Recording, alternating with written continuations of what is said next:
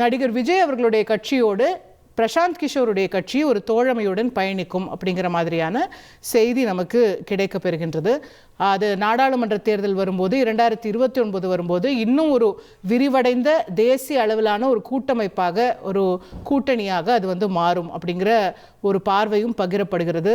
ஒரு இந்தியா கூட்டணிக்கு ஆல்டர்னேட்டிவாக ஒரு விஷயத்தை கொண்டு வர போகிறாங்களா, மூன்றாவது அணி அமைக்க போகிறாங்களா தேசிய அளவில்? இந்த தேசிய அளவில் மூன்றாவது அணி அப்படிங்கிறது தொடர்ந்து பேசப்பட்டு வந்த ஒன்று தான், பல சமயங்களில் முயற்சி செய்யப்பட்டது.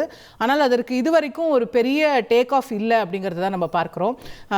கடந்த முறை ஒரு சில ஆண்டுகளுக்கு முன்பாக ஜெயலலிதா அவர்கள் கூட அதிமுகவை மூன்றாவது அணியில் அதிமுக, கம்யூனிஸ்ட் உள்ளிட்ட பல மாநில கட்சிகள்லாம் சேர்ந்து ஒரு மூன்றாவது அணி அமைப்போம் அப்படின்னு சொல்லி அந்த முயற்சிகள்லாம் எடுத்தாங்க. அது எல்லாமே பெரிய அளவுக்கு சோபிக்கலை அப்படிங்கிறத பார்க்குறோம். தேசிய அளவில் பாஜக தலைமையிலான அணி, காங்கிரஸ் தலைமையிலான அணி அப்படிங்கிறது தான் கடந்த கால வரலாற்றில் அதிகமாக இடங்களை பிடித்திருக்கிறது.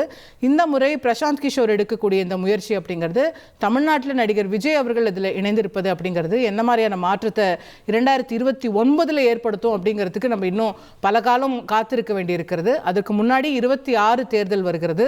அஃப்கோர்ஸ் ஒரு தோழமை கட்சி அப்படிங்கிற அடிப்படையில் பிரசாந்த் கிஷோர் அவர்களுடைய தேர்தல் ஆலோசனைகளையும் வியூகங்களும் கூட விஜய் அவர்களுக்கு பயனளிக்கும் அப்படின்னு எதிர்பார்க்கலாம். நான் என்னதான் இன்னும் தேர்தல் வியூக வகுப்பாளராக தான் இல்லை, நான் அந்த வேலையெல்லாம் செய்ய மாட்டேன்னு சொல்லி பிரசாந்த் கிஷோர் அவர்கள் சொன்னாலும் கூட அவருடைய அந்த எக்ஸ்பர்டீஸ் அப்படிங்கிறதும் அவருடைய நிபுணத்துவம் அப்படிங்கிறதும் கண்டிப்பாக நடிகர் விஜய் அவர்கள் பயன்படுத்தி கொள்வார் அப்படிங்கிறது தான் ஒட்டுமொத்தமாக இருக்கக்கூடிய எதிர்பார்ப்பாக இருக்கிறது. இதோ மேடையில் பொதுச் செயலாளர் ஆனந்த் அவர்கள் தாவேக தலைவர் விஜய் அவர்களுக்கு கொடுத்து வரவேற்கக்கூடிய காட்சிகளை பார்க்கிறோம். இன்னும் சற்று நேரத்தில் நடிகர் விஜய் பேசவிருக்கிறார். இந்த 2ஆம் ஆண்டு தொடக்க விழாவில் பல முக்கியமான கருத்துக்களை அவர் எடுத்து வைப்பார் அப்படின்னு எதிர்பார்க்கப்படுகிறது. நிறைய இஷ்யூஸை அவர் அட்ரஸ் பண்ணுவார்.